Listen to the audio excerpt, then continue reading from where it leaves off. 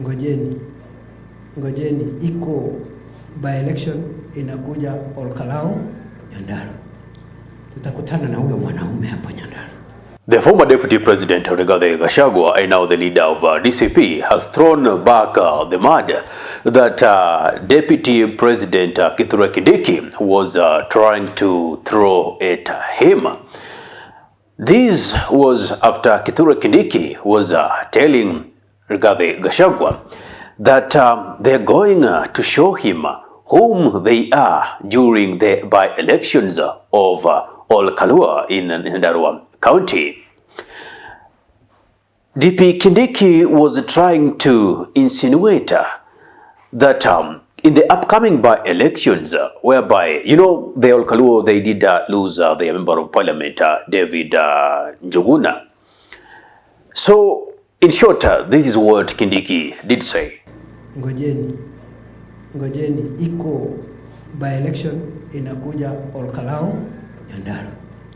Tutakutana na huyo mwanaume hapo Nyandarua. I am telling you. Mimi nangojea tukutane na huyo mwanaume. Na hiyo kifua yake anajipiga.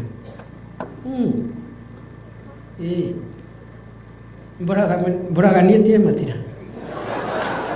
I'm telling you. Mbona nitie matina.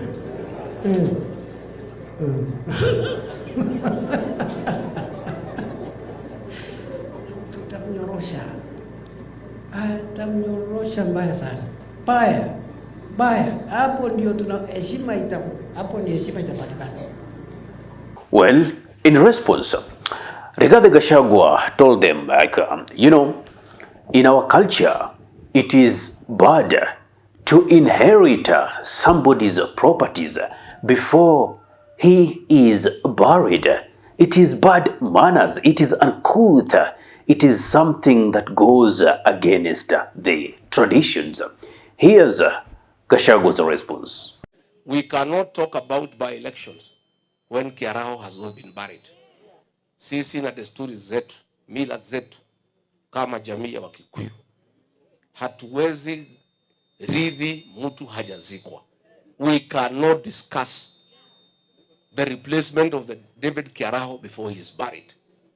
Nimeona jana huyu soprano akipiga kifua. Jana, sema umemuona?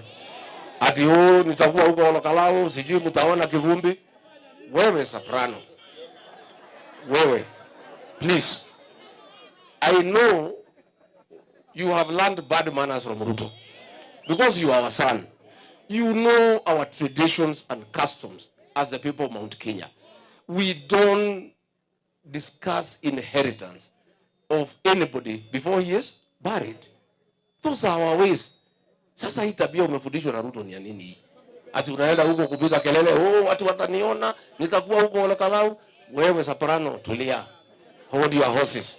Hold your horse. Ngoja kidogo soprano. Let us bury Kiara. Sasa kama huko na maneno si utakuja uongee. But mimi na watu yangu, we cannot discuss mambo ya uchaguzi, mambo ya by-election until my brother, the Honorable David Kiarao, is buried. Because that is our tradition. Na sisi ni watu ambaye tuko na nidhamu, ni watu ambaye tuko na heshima. Well, it is not only in the Agikuyu culture that it is wrong to try and inherit somebody's properties before he or she is buried. It is an entire African connotation whereby you need to lay the dead to rest before you could proceed further with the inheritance process. Now, this is showing a very bad appetite in this Ruto's regime, how they really want to grab everything and show that they are on top of power. And I'm happy that Rigathi Gachagua refused to ride and dine in that kind of boat that or mud that was being pulled in. Unajua, kwa lugha ya Swahili huwa tunasema kwamba ukipigana na ndovu kunye utapasuka msamba. Na cha pili pia, hauwezi ukapishana na nguruwe kwenye mchezo wa matope. Maanake pale kwenye matope, yeye nguruwe ni kama yuwajiosha, yeye anafurahia kucheza mchezo, ila wewe utakuwa unajitia uchafu. So Rigathi Gachagua in this instance realized that these people are trying to drag my feet into the mud. And as he responded, he said, like, you know what guys, we are not into that. And for the record, you are our son, Kindiki, but we know anybody who dines with Ruto acquires his character. He seemingly seemed to be so powerful in terms of assimilating persons who have weak or no principles at all. That is, if they have any principles. Because how do you get to live your culture in the name of politics, that now you want to inherit and talk about somebody's inheritance even before they are dead, unless you are greedy? And that goes without a mention that this regime is a very greedy regime. Politics aside, you can't just do that. I mean, it is this bad until you have to talk about it before somebody is laid to rest. What is it that you really want to prove? That you still have ground in the mountain region? That you still have support in the mountain region? The mountain became slippery long time ago when President William Samoei Ruto decided that he is going to impeach his then Deputy President Rigathi Gachagua. The mountain became slippery even much more June 25th, the year 2024, when so much of our young men and women and children, brothers, sisters, were killed just because of a peaceful demonstration. Because they were telling you, whatever laws you are coming up with, we don't want them.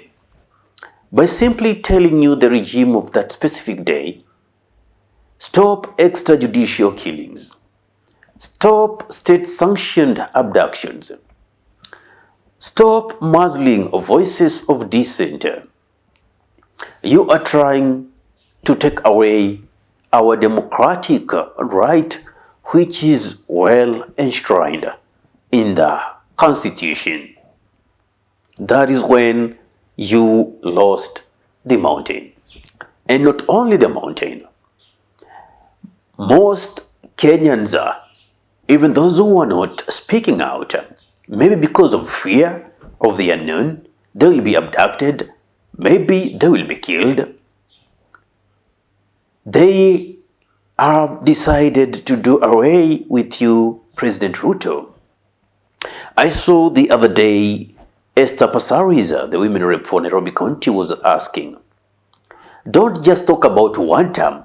As you talk about one term, think about who are you going to replace with William Samoei Ruto or after Ruto. So before we go to whom we are going to replace Ruto with, it is good that she is coming to terms that now one term is a real call and should not be assumed. It is good that we now know they know we, the people, don't want them. And this thing known as Tukokadi, as we see the numbers right now, the central region is leading in terms of a new voter registration. Numbers don't lie. And we saw a fraction of the Kalenjin community by the subgroup of the Kipsigis already joined the DCP party, hence trying to wash away that tribal narrative that has always been given to Rigathi Gachagua. So, Mr. Kindiki, or should I call you DP Kindiki,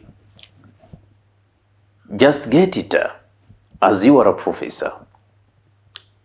It is wrong to start inheriting